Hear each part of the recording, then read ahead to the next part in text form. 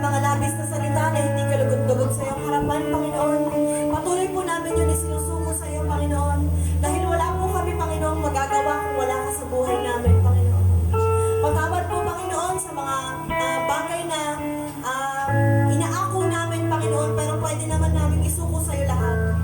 Ama, patuloy mo kaming samahan sa aming pag-aawitan.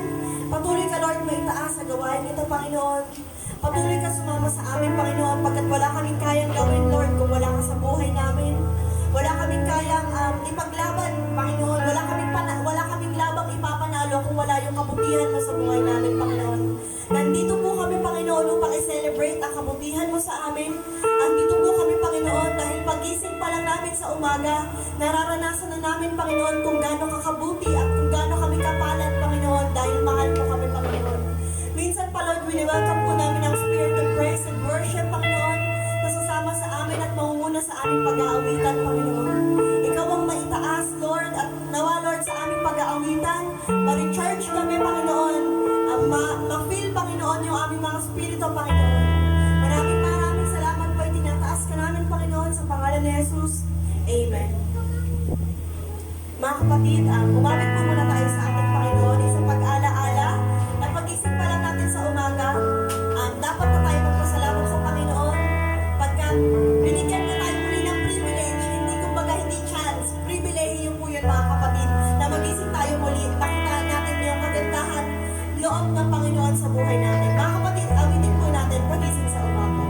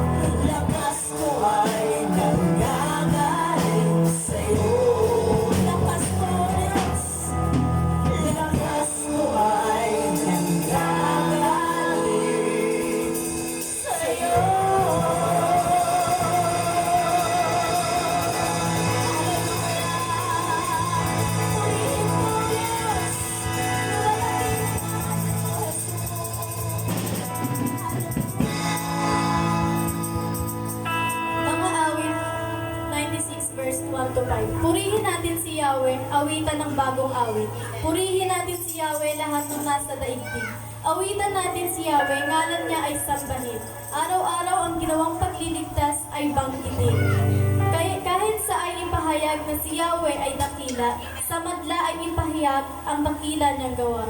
Si Yahweh ay tunay na dakila, mararapat na papurihan, higit sa sinumang Diyos, siya'y dapat na igalang. Ang Diyos ng sanlibutan ay pawang mga Diyos-Diyosan. Si Yahweh lang ang may likha ng buong sangkalangitan. Awit, purihin po natin ang pagpapasa. Amen.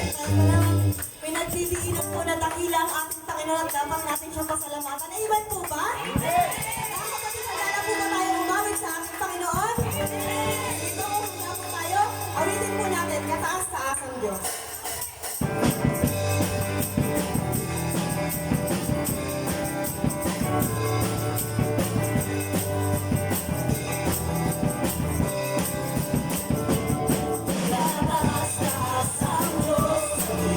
Nagpupuri sa'yo, tataas-taas ang Diyos.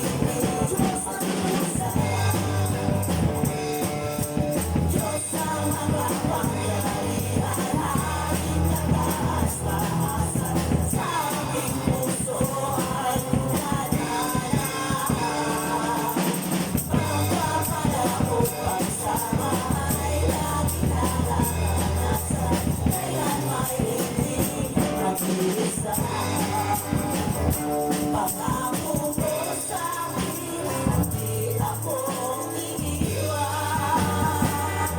Sa bawat sandali ay laging sasamahan.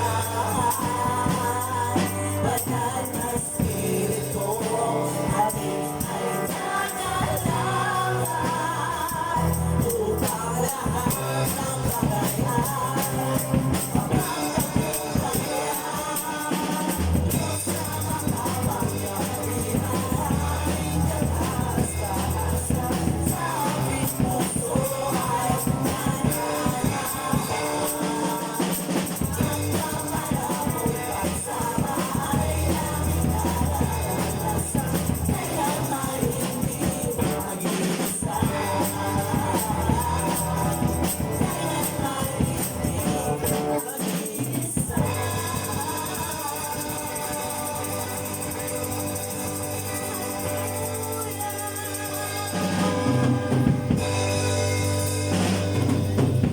Hallelujah, Lord God.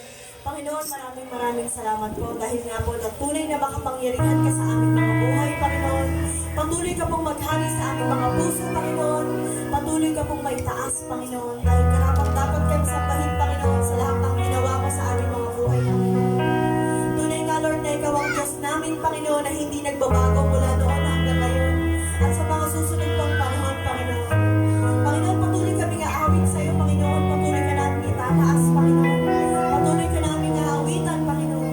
At nawa, Lord, dalangin namin, Panginoon, na makaawit sa iyong banal na trono, Panginoon. Ang ginagawa po namin pagsamba sa iyo, Panginoon.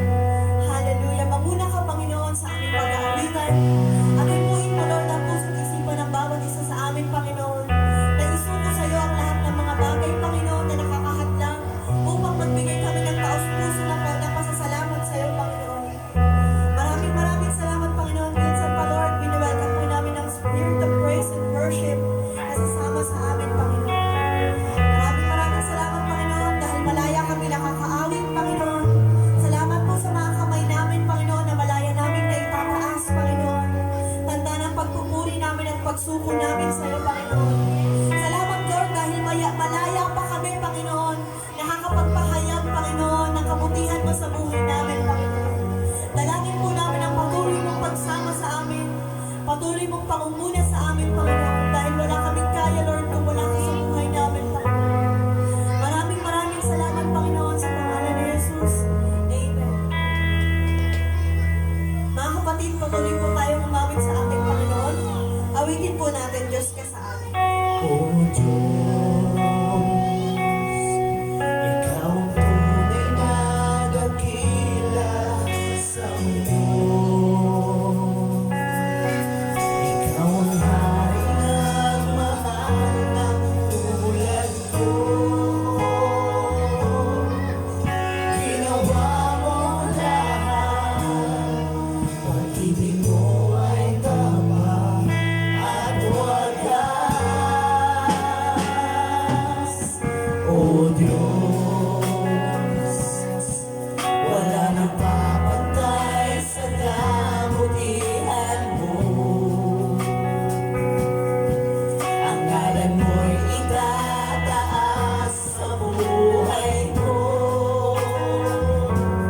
Sundin ang loob mo, iparinig ang nais mo.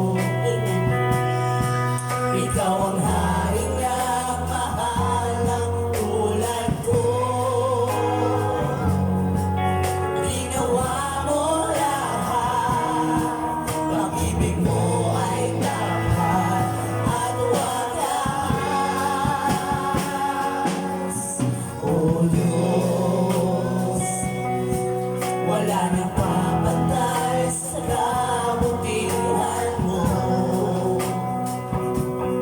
Ang ngalan mo'y itataas sa buhay ko. Sundin ang loob mo, iparinig ang nais mo. Sa lahat ng panahon, Diyos ka sa amin. Sa lahat ng oras, nariyan para sa amin. Panginoong Jesus, purihin ka. Dakilain ka sa buhay ko. Di nagbabago, Diyos ka sa amin. Daming sandigan, nariyan para sa amin. Panginoong Jesus, maghari ka. Maliwanag ka sa buhay ko. Sa lahat ng panahon, Diyos ka sa amin. Sa lahat ng oras, nariyan sa amin. Panginoong Jesus, purihin ka. Dakilain ka sa buhay ko.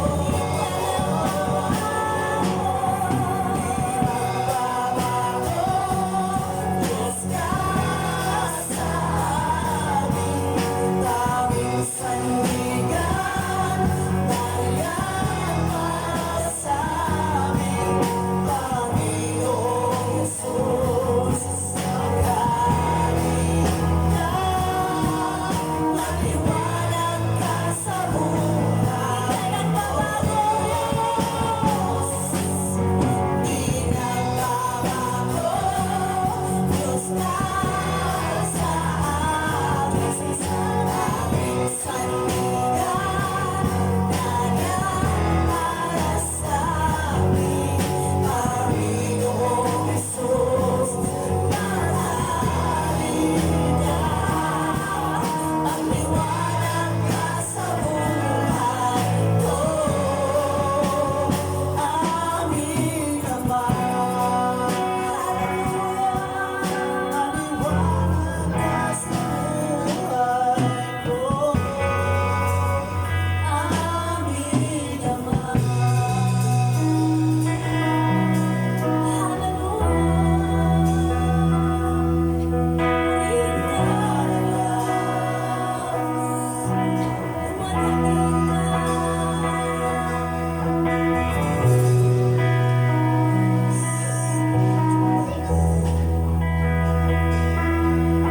O Diyos, sa kabutihan mo, ako'y naririto upang magpuri sa iyo.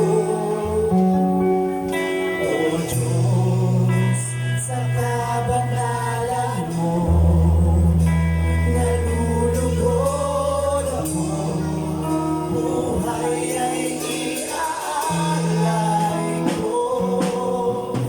Ikaw lamang ang nagtiwala sa amin. O Diyos, higit na ibig ko.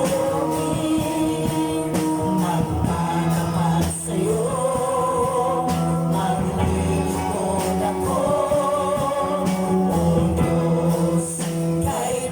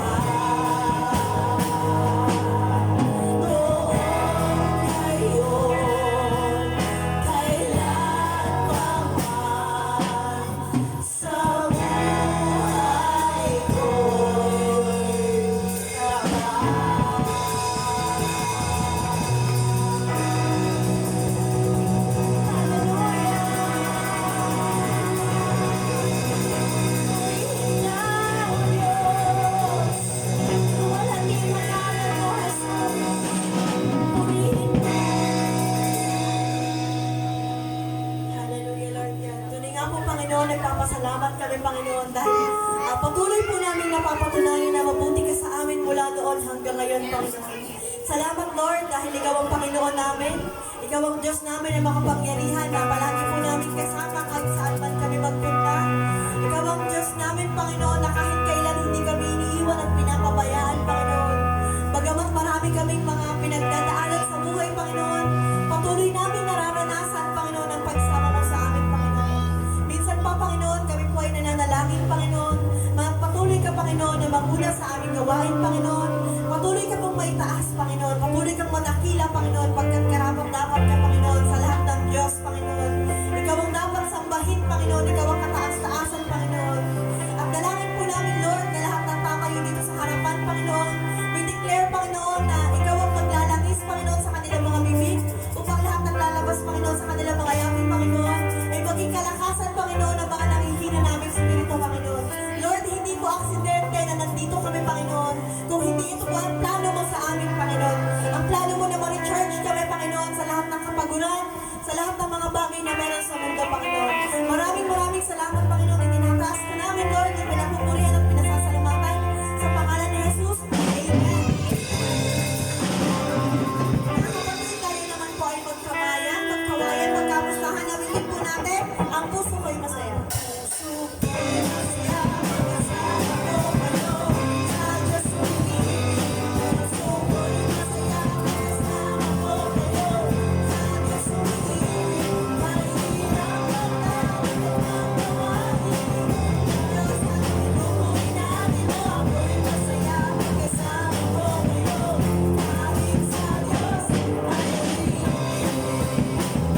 puso ko'y masaya, magkasama ko kayo, Diyos umiibig. Puso ko'y masaya, magkasama ko kayo, sa Diyos umiibig. Mahirap magkasahin kanyang gawain, Diyos ang tinukoy natin mo. Ako'y masaya, magkasama ko kayo, kahit sa Diyos ay umiibig. Kahit sa Diyos ay umiibig.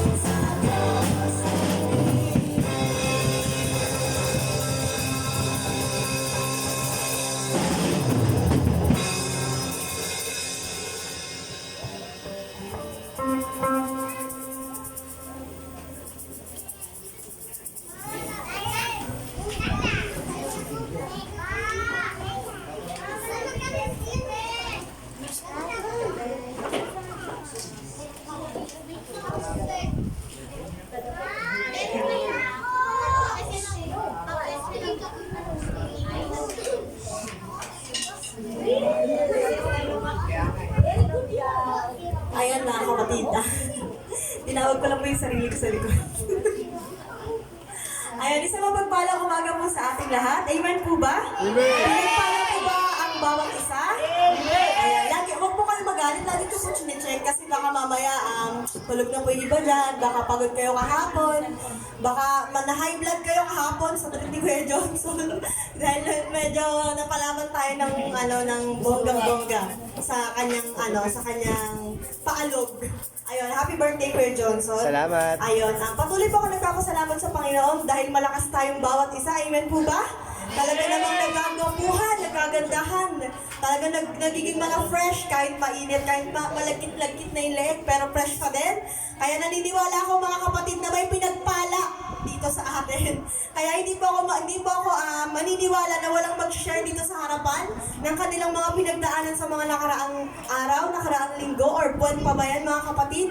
Kaya magbibigay po ako ng chance sa isa sa mga kapatid natin dyan na gusto mag-share dito sa harapan. Sino po ang pinagpala na matapang na mag-share dito sa harapan? Birthday boy. Ay, si birthday boy. Purihin po ang Panginoon sa buhay na ating birthday boy na si Brother Johnson. Expired na. Ayun. Ako'y lubos at sobrang saya sa birthday ko. Kasi ang pagpapala ng Diyos is kakaiba. Alam niyo yun, simula ng bata pa ako, hanggang naging ganito ako bata pa. First time ko naranasan na gumastos ng sarili kong pinaghirapan sa biyaya ng Diyos na mag-celebrate. Sensya na kayo, hindi ko na-invite lahat kasi ang capacity lang doon is 50. Pero ang totoong in-invite ko is na si Teta. Pwede daw habol, pwede. Habol, yung habol sa Bisaya, sa habol kumot eh. Pwede Oh. mag-extend. Doon, pwede. Wala na ma-extend. Sagad na eh. So yun, ang experience ko po, pinapasalamat ko sa Panginoon kasi ang biyaya niya kakaiba. Kasi sabi ko, Lord, gusto ko ma-experience na ako naman yung gumastos. Kasi simula ng bata pa ako, maliban sa magulang ko, sa papa ko, sa auntie ko, sa lola ko, sa kaibigan ko, sa kakilala ko, sa nag-ampun sa akin, ang daming gumagastos para sa akin. Dami nga. Pero hindi ko pa nasubukan yung pinagpawisan mo, yung pinaghirapan mo, na ikaw gagastos, at makita mo yung mga tao na mahal mo sa buhay. Lahat naman kayo mahal ko. Pero yung lagi mo nakikita na yung na nayaya mo, yung mga kaibigan mo, nayaya mo, na nakita mo sila doon. Muntik na ako umiyak eh, kaso ayaw ko umiyak, baka sabihin pa lang, iyakin ako eh. Hindi, sobrang saya ko kahapon kasi nandun lahat, karamihan. Yung wala, hindi ko na-invite next year. Hindi ko ka rin kaibita. Hindi, joke lang. So yun po, ang experience ng Panginoon sa akin na pag nag-bless ang Panginoon, pag nag-pray ka, talagang ibibigay sa'yo. Basta maging totoo at tapat ka lang. At pangalawang blessing po is yung pag-iingat niya sa akin. Kita niyo naman, may bago akong remembrance. Ito, o tawag niyo dyan. Kakagaling lang yan, tapos agad, parang ayaw niyo pagalingin, gusto niya binandyan lagi. Hindi, ang experience ko po sa Panginoon kasi iba talaga pag nag-pray ka. Ay, imbis worse yung mangyayari, maliles. Sometimes kailangan mapangarasan mo para doble ingat ka, or di triple or 7 times mag-ingat ka sa susunod. So papunta ako ng Manila, tuwang-tuwa pa ako. Yes, may pang-dagdag na ako sa pang-gastos ko sa birthday ko. Pinaki ako mula Pasig papuntang Tanay, Cap yung Air Force dyan.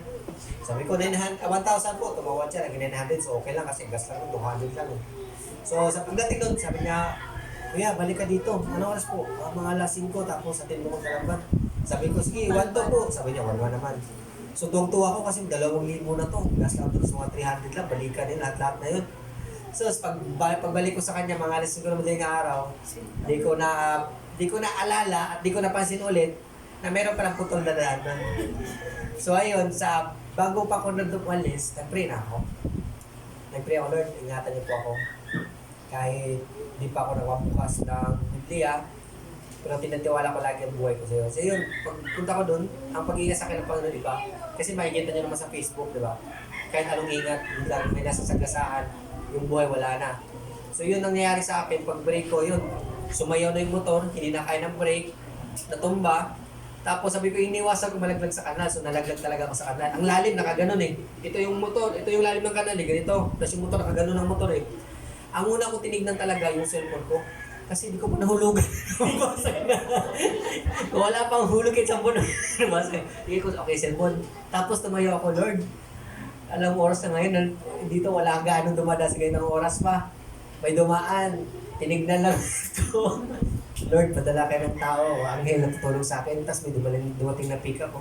Kuya, kailangan mo tulong. Talaga, kailangan mo tulong. Yun, inangatamin yung motor, gano'n. Sabi ko, Lord, chinik ko yung motor. Pero ako na ako, chinik ko yung cellphone, siyempre. Mas masakit sa dibdib kaysa motor. Motor, kaya mo palitan kasi makabili ka ng parts eh. Yung motor na di mo, yung cellphone di mo nahulugan, mahirap eh. So yun, sa awa ng Diyos, ano lang yung basag lang naman yung ilaw. Kumita nga ako 2,000, ang siningin sa akin 3,000 naman. So pero ang biyaya ng Panginoon, nandyan kasi hindi na ako nangutang. Yung blessing ng Panginoon nandyan talaga. Ang point ng lahat ng kwento ko ngayon is maging totoo at tapat ka lang sa Panginoon sa nararamdaman mo. Talagang hindi ka niya pababayaan. At along the way, sasamahan ka niya at ililigin niya sa tama. Hindi ka niya pabayaan siya, financial. Even though mag-struggle ka, normal lang yun.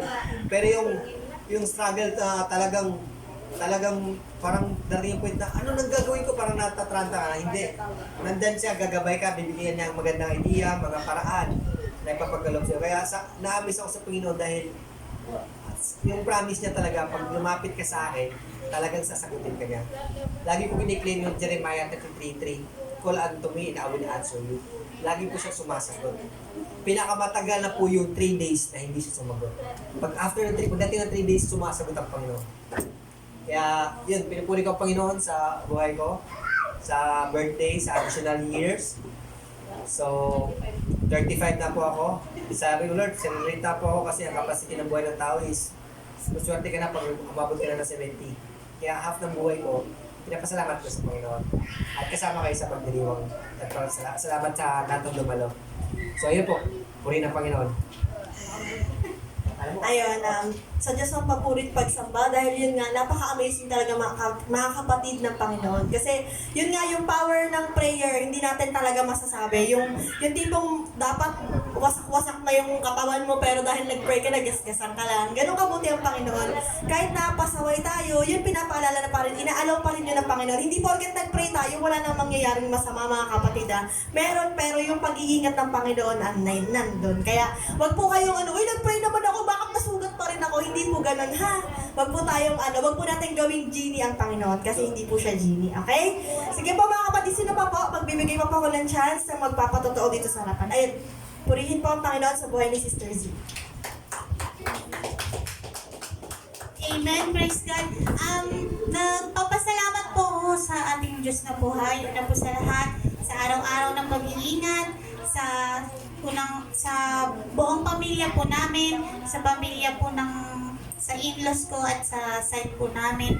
Kaya na rin po sa buhay din ng asawa ko na syempre laging bumabiyahe sa mga motor namin, na laging niyang nasasabi sa akin na, oh, may nakita na naman akong ganito. Parang gutay-gutay yung katawan.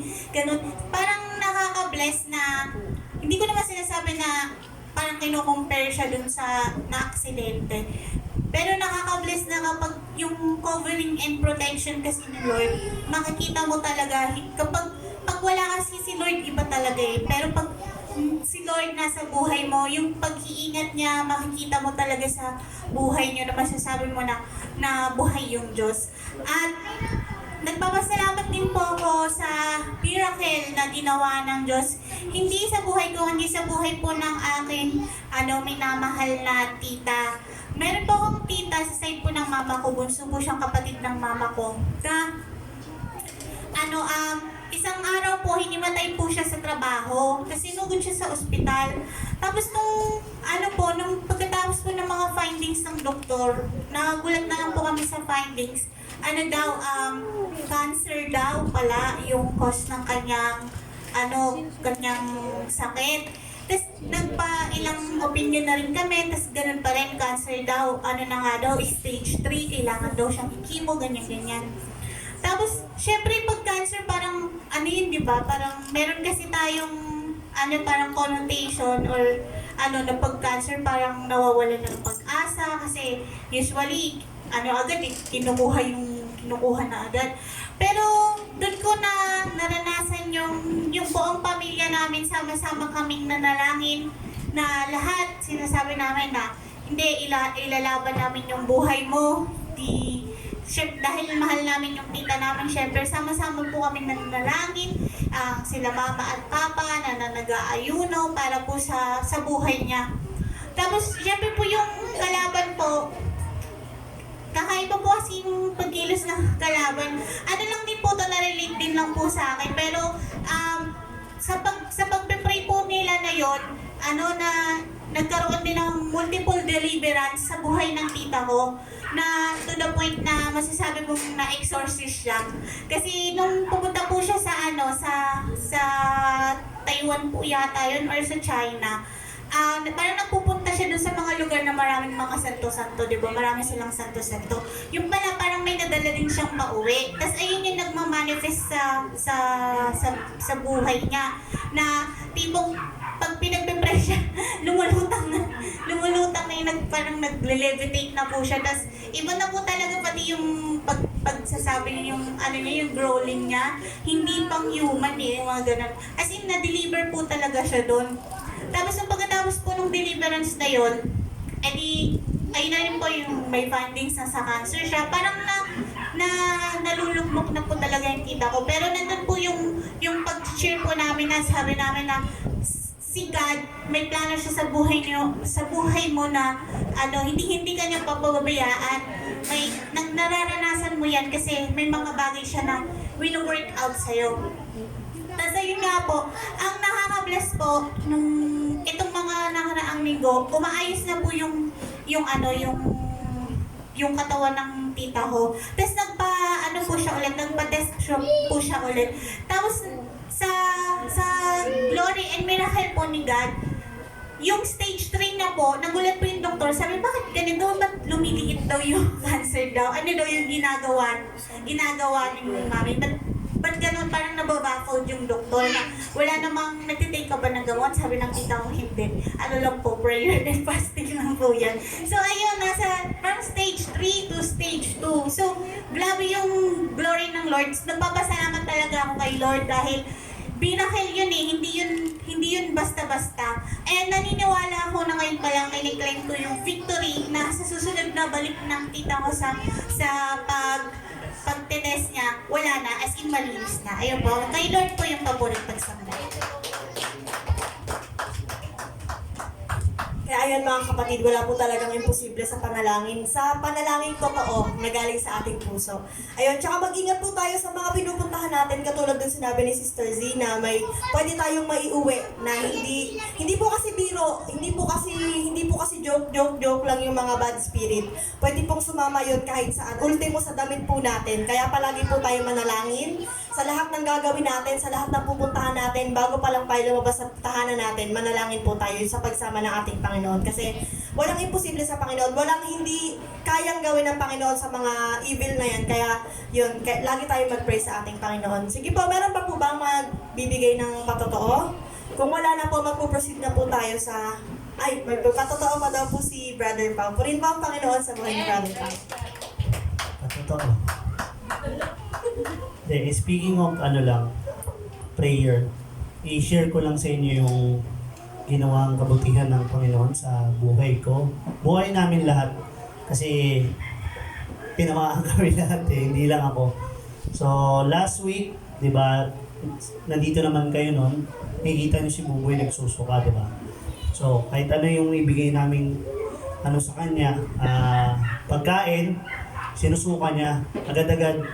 Then, bago pa lang mangyari yun, medyo masama na pakiramdam ko noong Sabado. So, may mga tinatapos kami project. Speaking of prayer na sinasabi, shinare nyo lahat kanina. Sabi kay Brother Johnson, matagal na yung 3 days. Pero alam nyo yung prayer na instant. Yun yung palagi kong nararanasan sa tuwing mananalangin ako sa Panginoon dahil nakakaramdam ako ng sama ng pakiramdam dahil anong oras na rin kami natatapos sa trabaho. Sabi ko lang, Lord, pahingi pang konting lakas para tapusin itong trabaho to kasi masisira ako sa tao na doon sa due date na binigay ko. Kaya hayaan mong pahiramin ako muli ng lakas.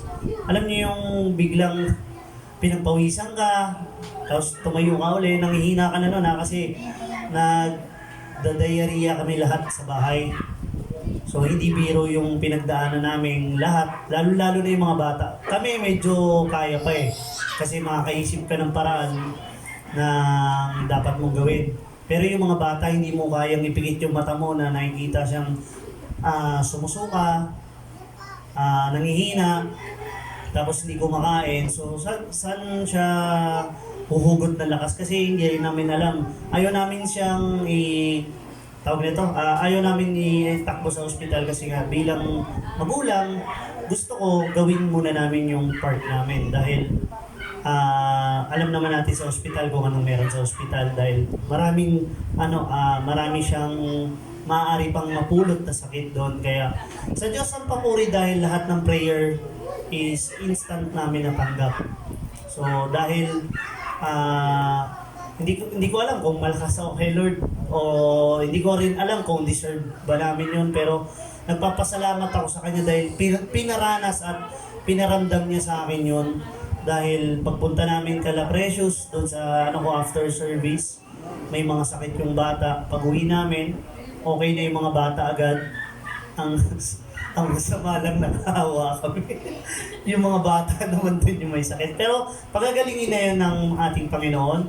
Pero ang ano kasi doon is yung paano mo i-handle yung situation na gano'n eh. Kung kanino ka maglalapit. Siyempre, pag ganun, hindi ka na matino yung tiyan mo, hindi ka na rin kumakain, hindi ka na makakapag-isip na maayos. Pero nandun yung presence of mind na magtiwala ka sa Panginoon na lahat ng bagay na pinagdadaanan mo ay may purpose para i-test yung faith mo. Then, yung pangalawang testimony ko ngayon is yung si tatay. So, sa Diyos ang papuri dahil nung medyo okay na kami, nag-Robinson kami, iniwan namin si tatay. So, hindi ko naman alam na nagdudumi na rin pala siya. Kasi siya yung pinakang sa amin eh. Huling tinamaan ng virus na yun. Ang virus na yun ay norovirus. So 3 days siya tumatagal, then walang ano sa kanya, walang gamot. Walang nakakagamot. Immune system lang, then kailangan lang tawag nito, mailabas mo siya ng mailabas.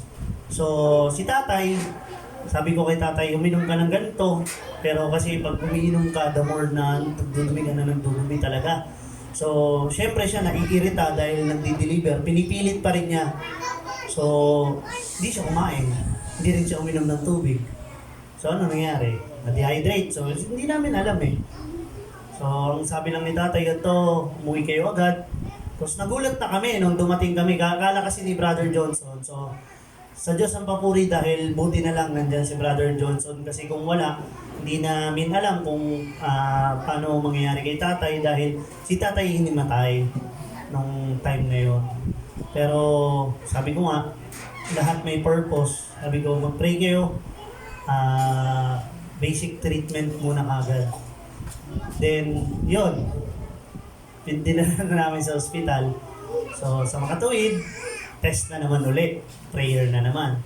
So pag pinadala na naman sa ospital, hindi naman pwedeng thank you lang, di ba? Dok, asikasuhin mo nga to, salamat ah. So syempre may budget yun. So tayo kasi, binabudget na natin yung mga pera. Pero nung pauwi na ako at nakikita kong medyo okay na si tatay, hindi ko naman masyadong pinoproblema yun. Pero sabi ko nga, binabudget natin yung pera. Kaya kailangan mapunta siya sa dapat. So, yung kaaway, ginawa tong ganito para, alam niyo yun, nakawin yung pinaghirapan mo. Pero, ang point doon is, yung pagmamahal na meron ka. Kaya, sa Diyos ang papuri dahil nanaig yung love ng time na yun, pinag-pray ko, Lord, kikitain ko pa yan. At kailangan ng tatay ko maisugod at maging okay yung treatment sa kanya para maging okay siya. Pray na naman ako ulit pag-uwi. Anak, kala ko kasi may bayad, 3,000, mga 3,000, okay na. Sige, ligtas na ako nun. Okay na yun, magaan na. Nak, okay na kami, pakisundo na, 6,000 na. Praise God, sige, pwede na lang. Siyempre, mabigat sa loob mo. Pinaghirapan mo yun ng ilang araw. Pero, ang purpose pala nun is yung love mo. Kung gaano mo kamahal yung tao na hindi mo intindihin yun. Yung perang ilalabas mo. Sabi ko, kikitain mo pa yan, Lord, thank you. Dahil may pambayad ako.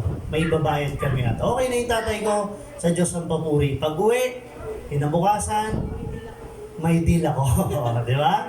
Ang deal ko, worth 10,000 yun. Ang deal ko is worth 44,000. Nakita niyo rin yung pagkilos ng Panginoon is talagang genuine kung ano yung nakikita niya sa puso mo.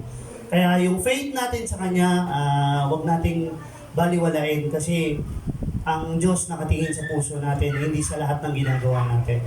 So kung yung ginagawa natin ay para lang sa sarili natin, magwardi-wardi dyan, choice mo yun, kapatid.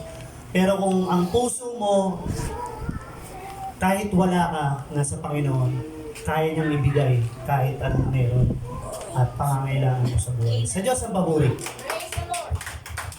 Ayan mga kapatid, talagang pinapatunayan ng Panginoon kung gaano siya ka-amazing sa buhay ng bawat isa sa atin. So, hindi pa ba tayo lalakas doon? So, ayun, nakita naman natin na talagang pagtotoo at saka at saka nagtitiwala ka sa Panginoon, andun yung sagot ng Panginoon. Hindi po lahat ng sagot ng Panginoon katulad ng sagot ng kay Brother Paul, may deal ka agad na na 40,000. Baka mamaya, bakit naman yung akin? 10,000 lang. Wag po tayong magselos. May kanya-kanya po tayong blessing na nagmumula sa ating Panginoon.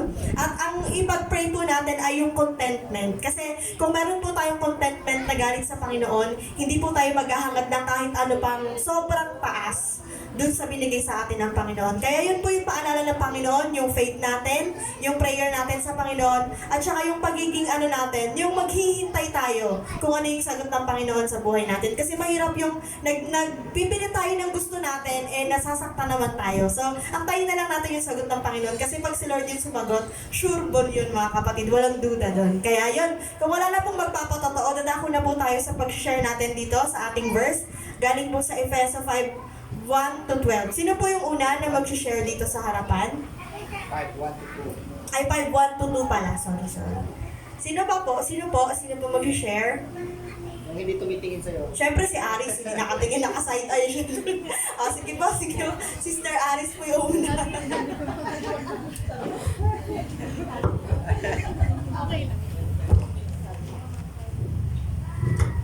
Efeso 5 verse 5 to 2. 1 to 2. Yamang kayo'y mga anak na minamahal ng Diyos, tularan niyo siya, mamuhay kayo ng may pagmamahal tulad ni Kristo dahil sa kanyang pagmamahal sa atin, inaalay niya ang kanyang buhay bilang mabangong alay at handog sa Diyos. Ang pagkakaunawa ko po sa verse na to ay si Lord po ay mahal tayo, kaya dapat din po ay may pagmamahal tayo tulad ni Kristo. Saka po natin yun.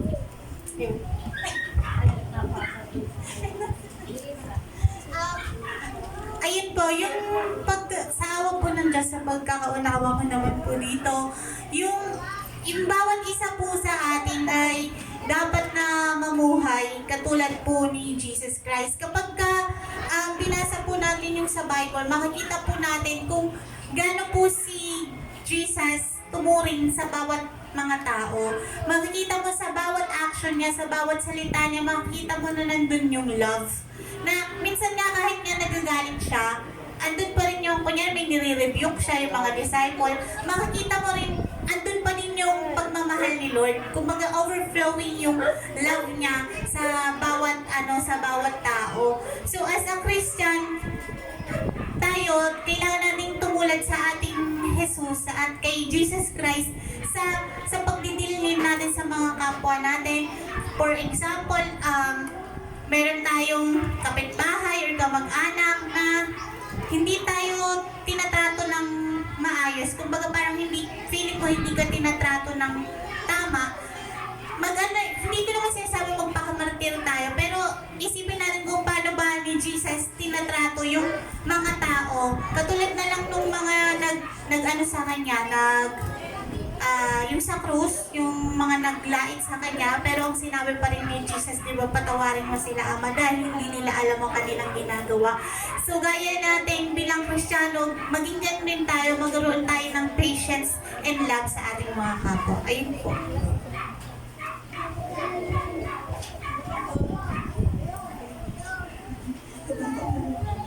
Meron pa po ba? Cesar, tinatanong mo kung ako ba o Meron pa po? Paano ang tingin ako sila? Purihin ang Panginoon. Dito na lang po ako matututok sa bandang baba po yung sinabi na mamuhay kayo ng may pagmamahal tulad ni Kristo dahil sa kanyang pagmamahal sa atin, inaalay niya ang kanyang buhay bilang mabangong alay at handog sa Diyos. So, hindi naman natin kaya ng ginawa ni Jesus, pero yung mga ginagawa ni Jesus ay merong way na magagawa din natin sa biyaya at sa tulong ng Holy Spirit. So, yung mga tinatawag na mabagong alay at handog ng Panginoon, ang number one dyan is oras natin na inaalay sa Kanya. Pagpunta ng church, Bible study, prayer, devotion, yun, mabagong alay sa Panginoon yan. At sometimes, mga simpleng ginagawa natin sa church is mabagong alay din yan sa Panginoon. Tulad ng pag-aayos sa upuan, tulad ng pagpupuna sa mga bagay dito, tulad ng kahit simple lang pag-aalog ng ganon, yung pinaalog ni Kuya Aero na Anong tawag mo? Ha? Egg shaker. Egg shaker. Oh, so mga ganong bagay or kahit naman sa paghandog sa Panginoon is tulad ng pagkamay mo sa kapwa mo, pagngiti mo sa kapwa mo, pag-welcome mo sa mga tao dito sa church, sa mga bata. So maraming pamaraan ang paggawa o pagsunod kay Jesus katulad ng ginawa niya. Sabi ko, Lord, di ko kaya ginawa ni Jesus, di ko alam kung kaya ko ba ibigay yung buhay ko para sa kapwa ko. Lalo na sa kapwa mong lagi kang inaaway. Mahirap. Di ko kaya. Pero dahil sa biyaya ng Diyos, magagawa natin yan. Kasi tayo yung sumusunod sa step ni Jesus eh. Wala naman ibang ginagawa si Jesus, kundi i-encourage yung sa paligid niya, mag-healing, magturo, upang maligtas tayo at mawala tayo sa kaliliman. So yun lang po yung masasabi at masasabi sa verse na to. So sino po yung sunod?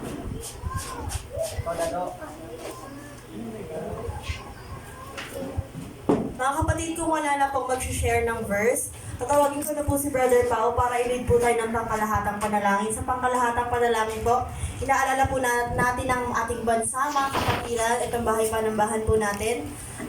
At saka yung mga kung ano po pong mga maaalala nyo ipag-pray.